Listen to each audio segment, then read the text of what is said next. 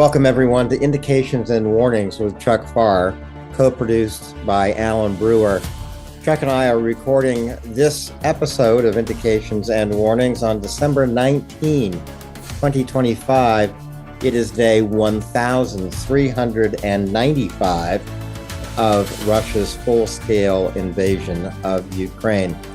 Chuck are going to continue with our updates from Pokrovsk and Kupiansk, based on critical maps that Chuck is producing nearly every hour of every day from those two places. Chuck, how do you do it? It seems like I'm doing it. I am chained to my maps, but there's a lot to report on. So I'm happy to do what I can. Well, we're going to start in Pokrovsk. And, you know, the big news about Pokrovsk, and I have used this word before, is that Ukraine is keeping the whole Pokrovsk urban battle contested. I can see really no place in Pokrovsk that you could call truly Russian occupied, even the dark red on your map, Chuck.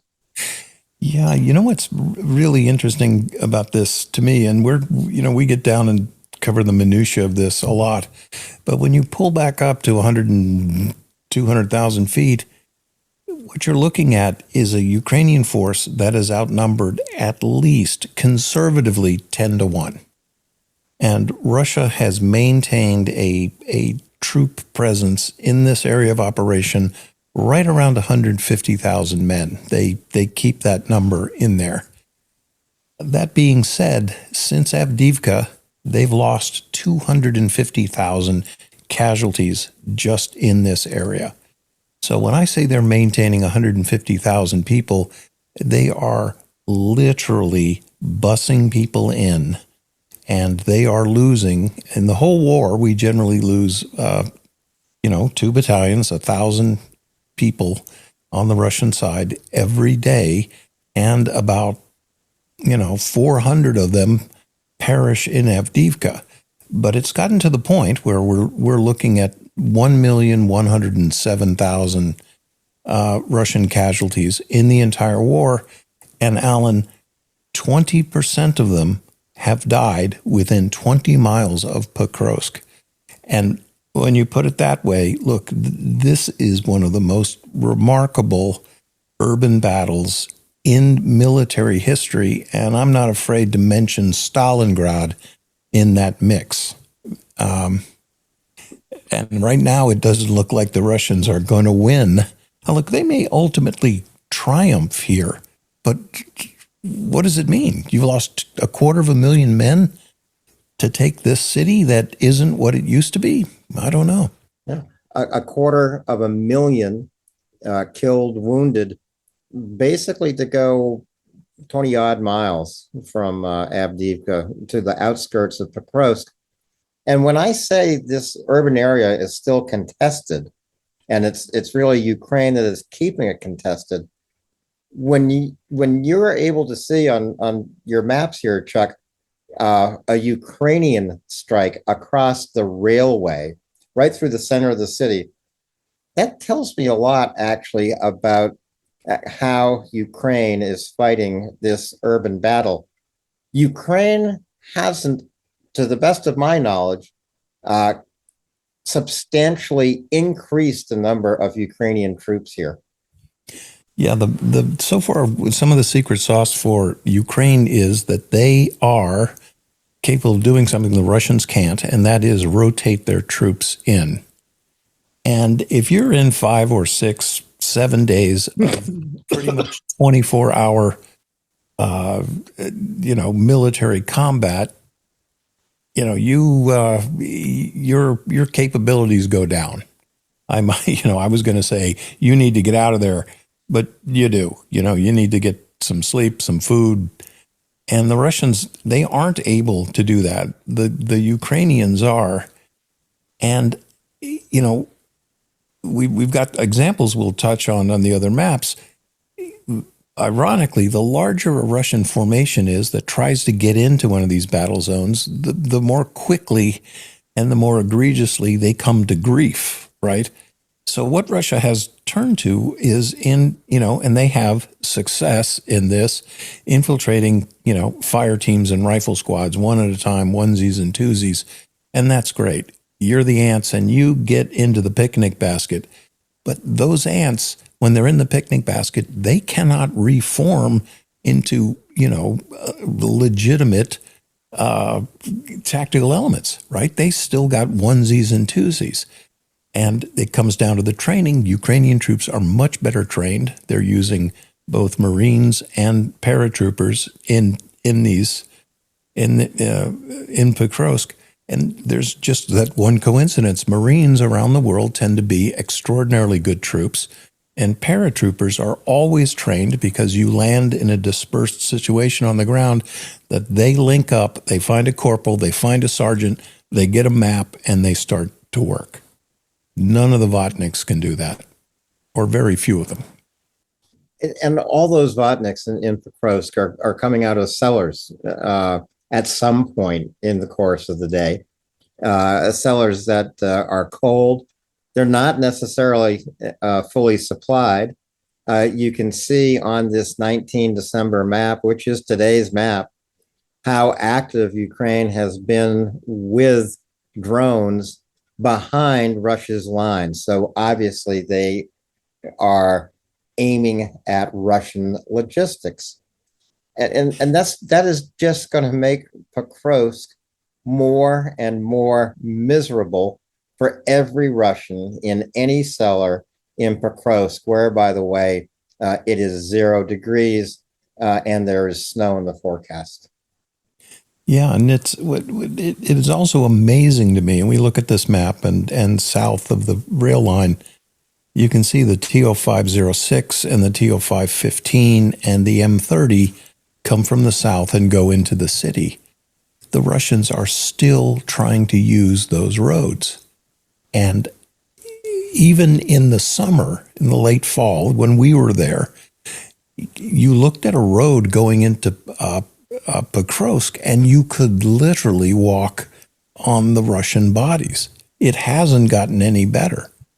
And recently, within this past week, just over, Russia lost a 30-vehicle convoy that was trying to go right up the M30 highway, and wait for it, folks, in broad daylight, which drives a SEAL crazy. When you tell me you want to do something when the lights are on, it drives me nuts. Well, it's probably the only choice they really had. And it also represented a change of tactics that the Russians were using in Pokrovsk. In other words, changing from this infiltration of small units and trying to build them up over a number of days to finally, once again, using an armored column and a lot of motorcycles and dust buggies and what have you, golf carts, to make some kind of thrust west of Pokrovsk. And I'm not, and again, yes, in broad daylight, yes, against this snowy background that made them easy pickings, but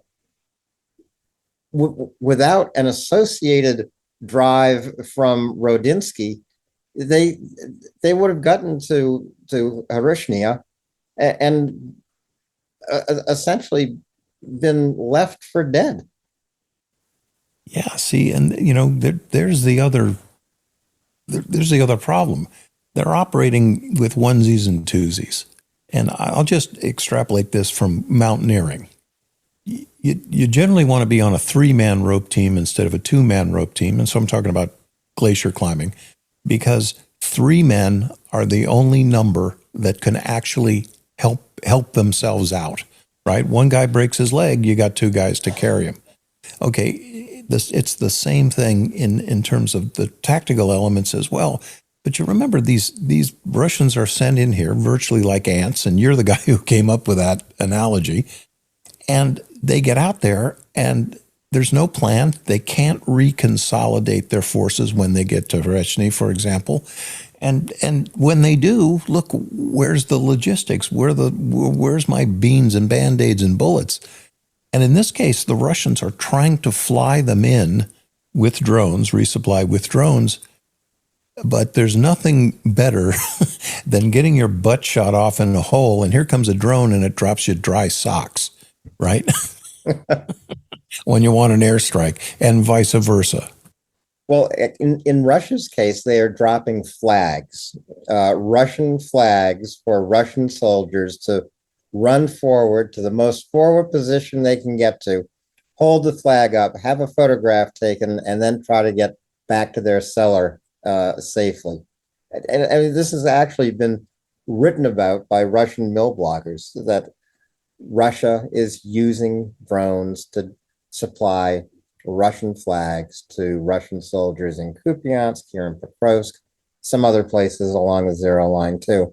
What a waste of a logistics drone. I listened to a Putin speech today, and he was somehow trying to cast shade on President Zelensky for standing in front of a house in Pokrovsk, and Putin said, "Well, if you really control Pokrovsk, why don't you go inside the house?"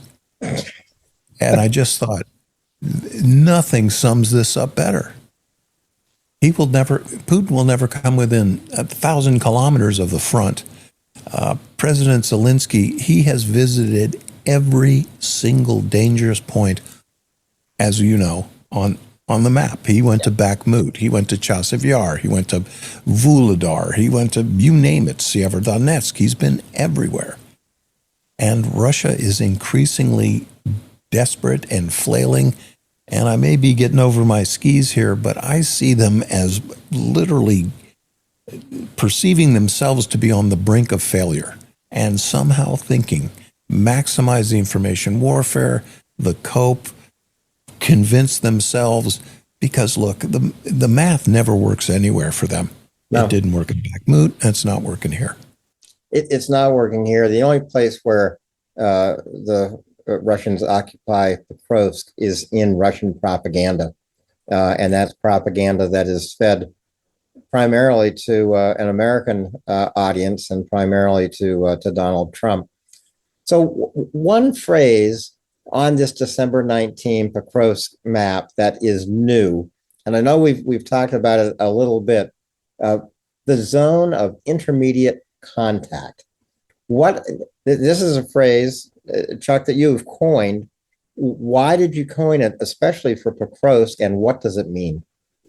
Yeah, so especially in the areas that are around the city. So these are open areas. Alan and I have been in them. You've got large agricultural fields. They are essentially flat, not always, but mostly, and they're prescribed by these tree lines. And almost anything that wants to get across those fields or navigate field to field to field has got to be in the tree line. It doesn't offer them cover, but it offers concealment. And what these light pink areas mean, that these are the places where if you are a Russian infiltrator, you're likely to run into a prepared Ukrainian defensive position, which is going to whack you. And if you are, for example, Ukrainian Special Operations Forces, you're prowling around at night, you are probably going to run into some Vatniks in a puppy pile at night, and your drones are going to see them first on thermal, and you're going to be able to either use indirect weapons on them, or more often in the case of the Ukrainian Special Operations Forces, you are going to sneak up on them while they sleep and grab one of them, which is what you need for prisoner interrogations. So what I'm trying to say is this is kind of a free fire zone where anything goes, but I'll tell you what doesn't go. 10 Russian vehicles in a line in daylight trying to cross this. I always report about that, and you'll see burning vehicle icons on the map where that happens. Yeah, we're going to see such a column when we go to Kupiansk, by the way.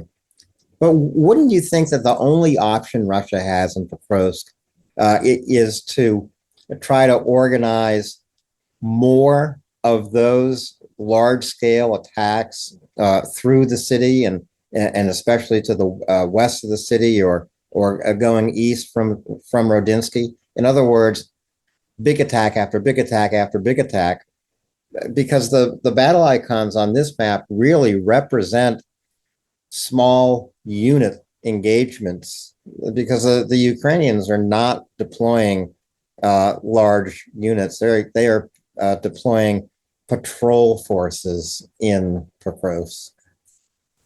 Yeah, and we've got this. It's interesting, and as people go back and look at the maps, and I encourage you to do that. It's really pretty cool. Go back a week and grab all the maps and put them on a PowerPoint and click through them. The Russians are running like one or two larger scale attacks a week, and I am sure Colonel Vlatnik's got it on his schedule. Get 400 people killed today.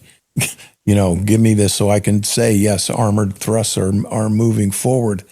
But for this particular map, 19 December, we don't have a lot of points of contact. And I generally try to go, within a 12-hour window. And I have to keep checking because the contact reports all come in at once. And I can have a map all ready to go with 4 points of contact when, in fact, there are now 20. But Alan, you're absolutely right. These are squad and platoon level attacks, and occasionally, platoon size attacks, maybe even company. And then I would say every 3 or 4 weeks, they put a battalion or two together and they try to get through. And the biggest pie in the face they've gotten lately, and that was they're trying to move. This was in the first week of December. They tried to move a convoy up the M30 highway, and it came to grief. Yeah. And I would expect to see that continuously here in Pokrovsk. And by the way, a part of Russian propaganda is not only that they have occupied Pokrovsk, which they have not, but that they have essentially engaged tens of thousands of Ukrainian soldiers in the battle for Pokrovsk. This is also not true. Ukraine is expert at determining, in a way, I hate to put it this way, but in determining the minimum number of troops and the combination of infantry and drone units to effectively defend a portion of the zero line or to effectively defend a city. There aren't tens of thousands of Ukrainian troops engaged in defending Pokrovsk. And the evidence of that is they are free to launch these counterattacks, to counterpunch in places like Kupiansk and some other places along the zero line. Ukraine couldn't possibly do that if they had concentrated their troops here in Pokrovsk. Yeah, and I don't think I'm giving away any military secrets here when I say I don't think that there are more than 20,000 Ukrainian troops operating in the Pokrovsk area of operation. Yeah.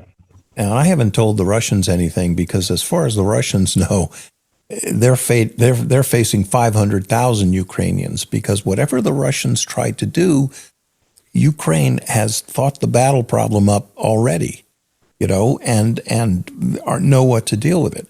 So I would even say this: a young Russian lieutenant will get to his position and sit there and wait for the radio to tell him to do something. And a junior Ukrainian commander will get to the position, study the map like hell so he knows where every bush, tree, road, rivulet is, and he plans out, what am I going to do if they come this way? He makes sure his machine gunners have got interlocking fields of fire, that they're ready to move on here, one at 270, one at 230.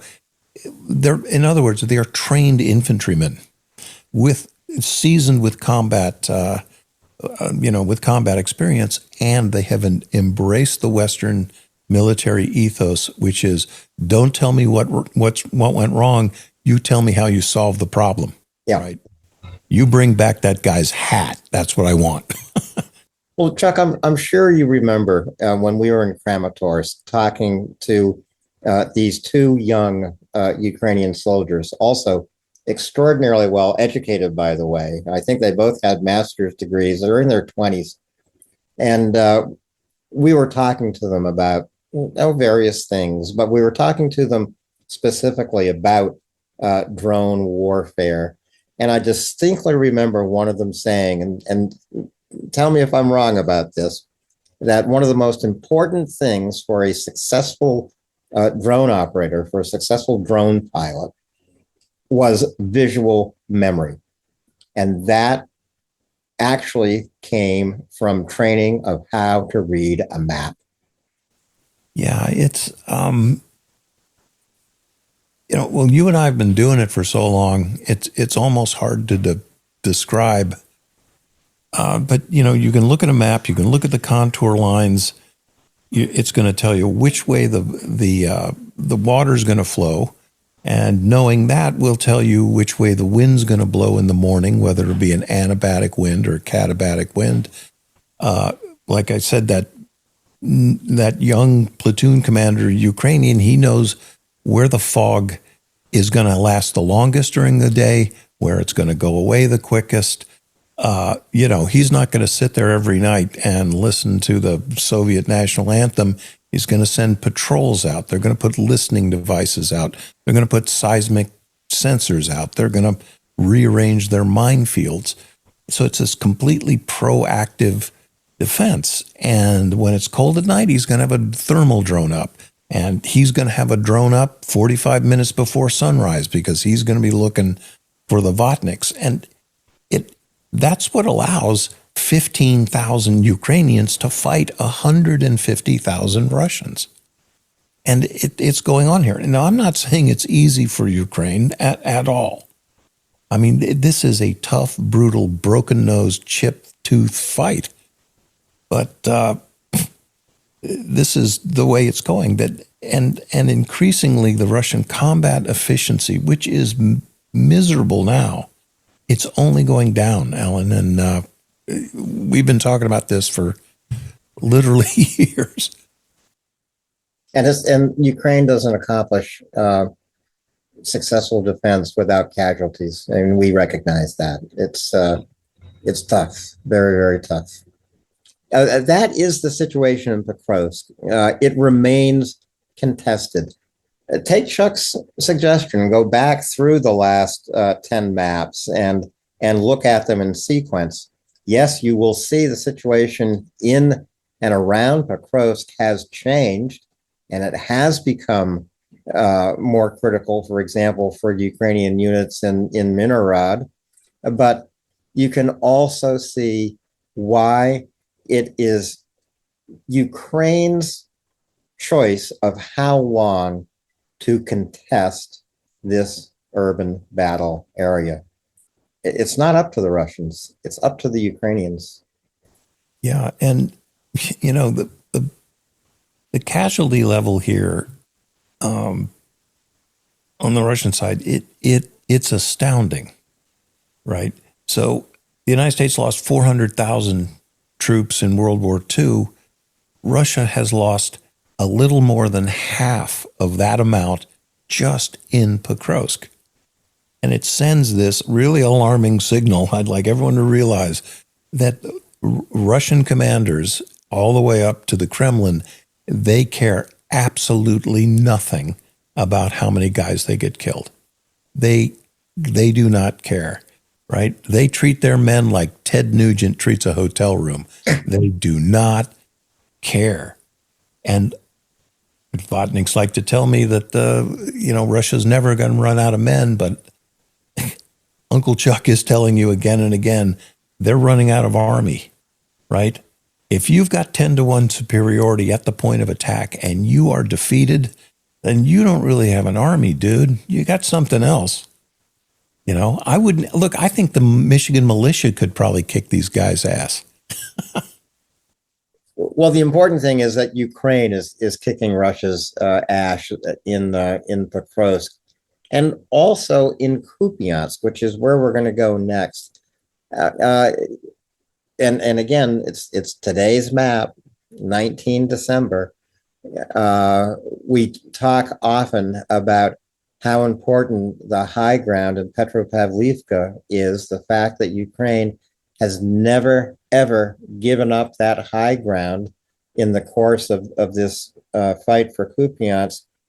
Where did Russia concentrate their attack, their most recent attack? Petropavlivka. Right. And again, so this was a contact report that got to me late. So, for example, this occurred on 18 December, but the 18 December map doesn't show it because the information wasn't available. But, once again, now here we've got certainly a full company attacking, and the Russians, they lost a BMP, they lost two BTR-80s. It looks like dozens of motorcycles, quad bikes, etc. And Alan, I can't even imagine what the Russians are thinking when they get all of these vehicles and they just put them in a line, bumper to bumper, right? They don't send the BTRs out forward and get them into a hull down position and lay down an intersecting field of fire and let the people come up a little bit and then send another vehicle. It's like they're driving on the 405 to go to work in Santa Monica, and they get wiped out. But I keep seeing this again and again, and it's the symptom of invincible military stupidity. And you look at that terrain there. You and I have been in terrain like that. There is, they had trees on their right flank, but they made no effort to take them. And I promise you, drones and anti-tank guided missiles were coming out of that forest and right into these idiots. And that forest is probably pretty thin these days. Yeah, no leaves, and it's again, it's freezing, it's snowy in Pokrovsk, it's freezing, it's snowing in Kupiansk as well.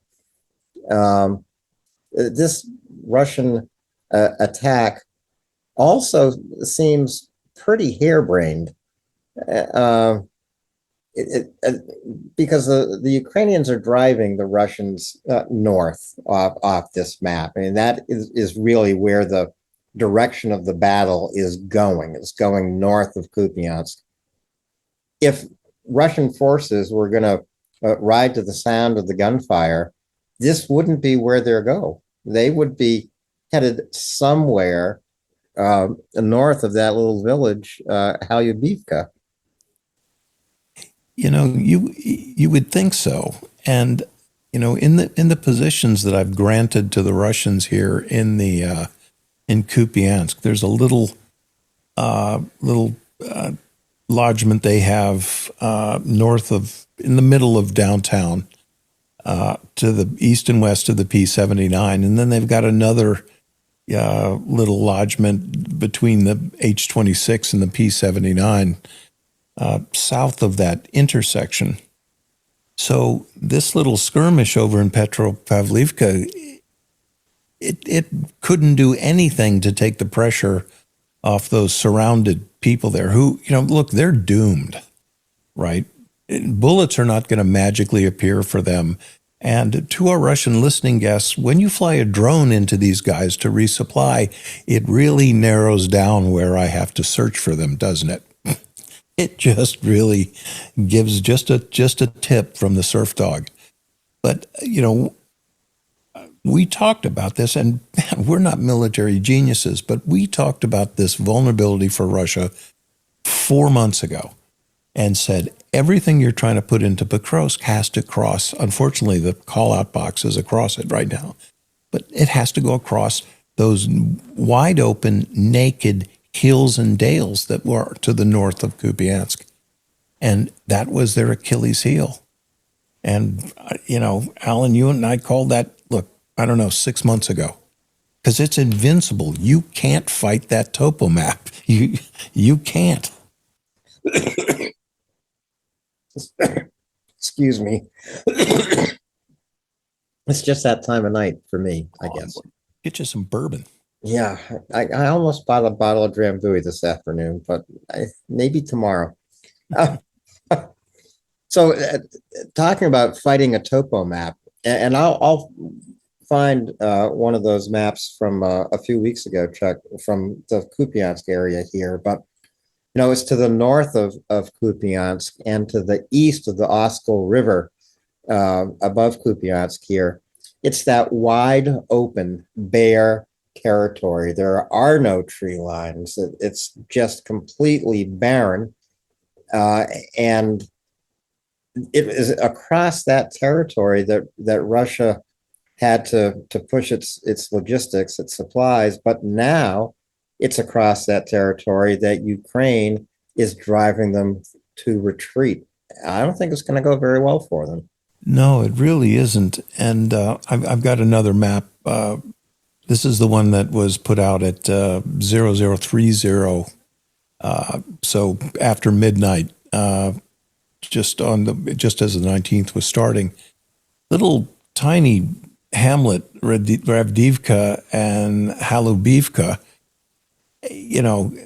We went through hundreds of little places like that. There are about 4 or 5 houses. And this is one of the topo maps where you can see very well that there's a hill and a valley you've got to go over, and that hill is also transected on its downslope by a big band of forest, which, believe me, the Ukrainians are smart enough to get in there with pickaxes, which is what you need to dig a hole at this time of year, and they're fortifying those positions. So, but let's just pull up now into the information warfare shenanigans that have gone on here, and probably one of the best Baghdad Bob moments we've had. The Russians put out a geolocated troop standing there alone on the streets of a village called Tavalivshkana, and it's 20 kilometers from Kupiansk. But this gentleman said, "This proves we control Kupiansk." That's like me. God, I don't know. I'm standing around in Las Vegas and saying, "This proves I control Los Angeles." It's getting more frantic and laughable every day. It really is, and yes, Russia is good at information warfare. It is good at propaganda, even though a lot of the propaganda they disseminate is laughable, like that video that supposedly was shot in downtown Kupiansk that could be geolocated 20 kilometers away, or video evidence of the Kilo sub in Novorossiysk. It hasn't moved for 4 days now. There has to be a reason for that, even though the Russians claim there was no damage to that sub. Every other vessel around it has disappeared. As you know, yes, Russian propaganda is usually good. They don't care sometimes about whether it can be completely shot holes in. They just put it out repeatedly, knowing that their lies will be believed by a few people. And if it's repeated by some other people, then a few more people will believe them. And pretty soon, Russian lies, as laughable as some of them are, will get, I don't know, 50% penetration. Who knows? Well, and I'll just say this about the submarine. We won't spend a lot of time on this, but if you have a leaking vessel, the best thing you can do is run it aground, right? So you beach it as much as you can. So this submarine, and I also say this, well, we don't know what it did, blah, blah. Let's all think that submarine was in the open ocean just for a second. Just imagine that. And a 1,000-pound bomb goes off within 25 meters of it. Anyone see that as a kill? I do. Okay, well, why hasn't it sunk, Chuck? Well, because they've run cables under the ship and made it fast to the pier. Oh, they haven't done that. Well, they would have towed it and beached it, but it's probably got its keel broken, so they don't even dare to tow it. And plus, it's totally moot, Alan, because they're not going to go to diesel missile boat attack us and get a new one. It can't be fixed. If they want it fixed, they're going to have to tow it to Norfolk, Virginia, I think, or Electric Boat in Groton. Yeah, or maybe up to the Portsmouth Naval Shipyard. Absolutely. Yeah. Lucky ships. They say Bath-made ship. They're lucky that's right. That is exactly right. Exactly. Just to go back to Pokrovsk and Kupiansk, Russian propaganda out of Pokrovsk not succeeding. Russia propaganda out of Kupiansk not succeeding. Two very different things are happening.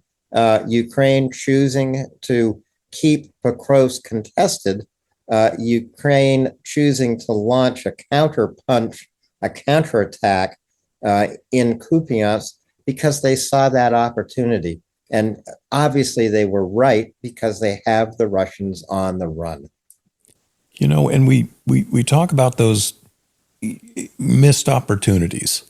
And I have to explain that a little bit more.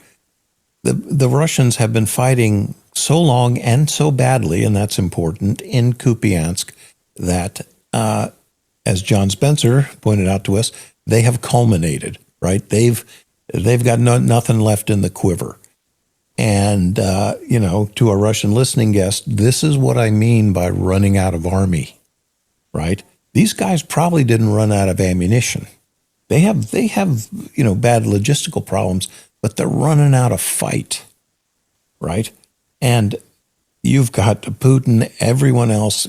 Look, he gave some clown, the hero of the Soviet Union, hero of Russia, for taking Kupiansk. And I can tell you this map is right. There are 2 pockets of Russians in there, estimated at somewhere between 60 and 100 troops separated by 24 city blocks. They are not self-sustainable, right? It's over for these clowns. And Kupiansk has been retaken. So let's let that resonate for a minute, right? It would be a miracle if this happened to Pokrovsk, but the Russians were in occupation here for months, and they're not there anymore. Right. That's what it comes down to. We've got about 20 minutes to go in this show, Chuck. We do want to talk a little bit about how Ukraine is ramping up its attacks on the shadow fleet of Russian oil tankers, not only hitting these oil tankers in the Black Sea, but now in the Mediterranean. And also, as a matter of fact, hitting oil platforms in the Caspian Sea. So, successful, wide-ranging attacks, you're talking about places that are 2,000 kilometers from Ukraine. How are they doing it? Well, it's Pat Allen and Chuck on the back day, but we talked 8 or 10 months ago about Budanov's boys with swim fins. And at a certain point, I said, look, if you can take down 2 oil platforms in a simultaneous assault, you are as good as anybody.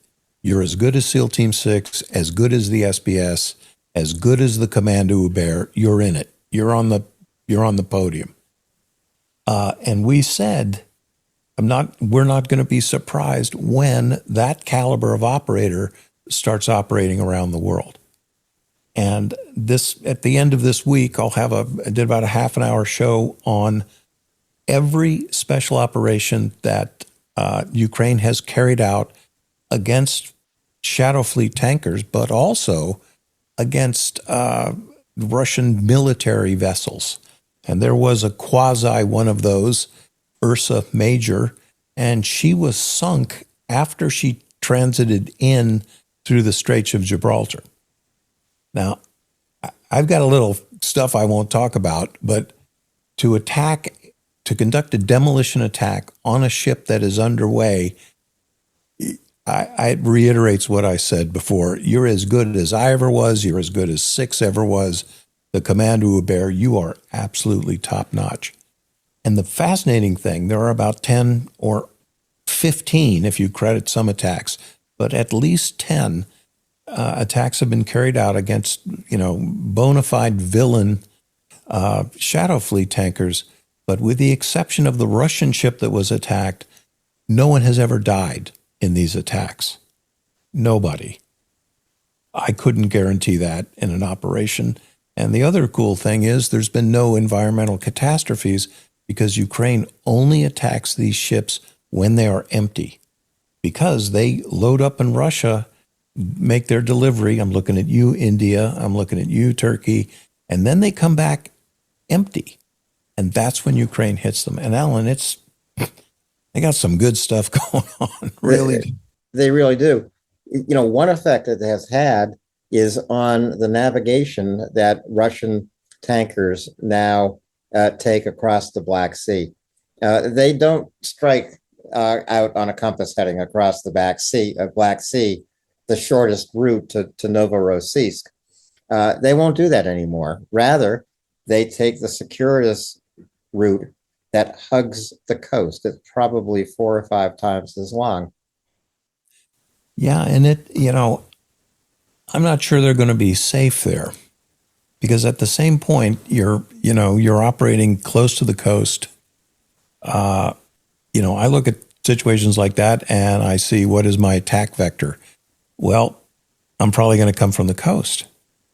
And the more predictable they are, and they have shifted that route, so they are, they're like 3 or 4 miles off the Turkish coast and doing it that way, they're going to be hit again.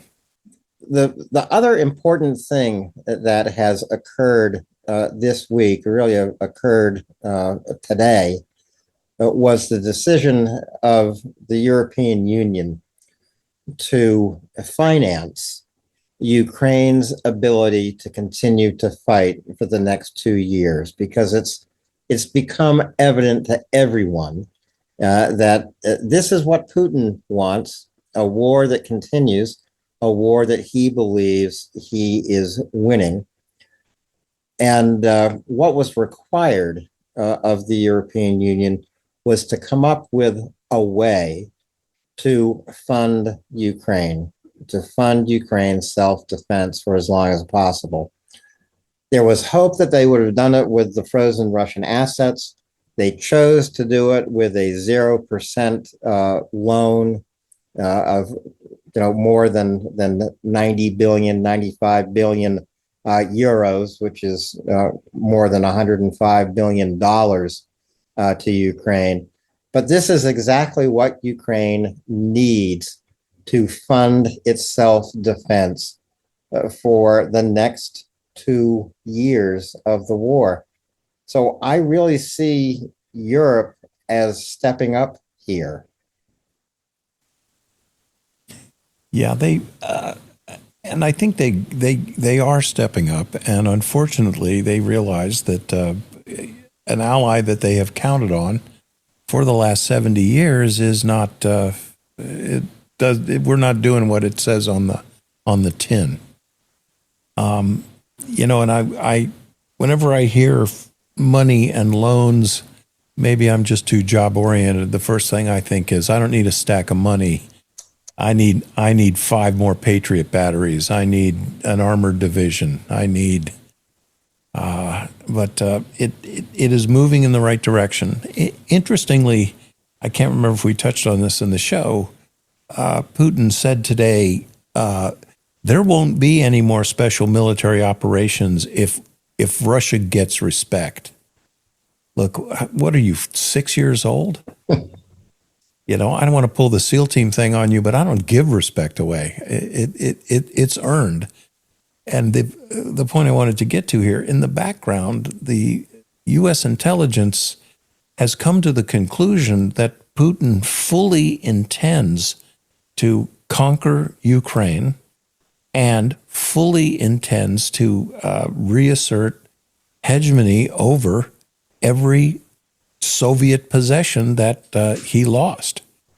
So, look, he doesn't deserve the benefit of a doubt. He absolutely doesn't. Look what he does every night.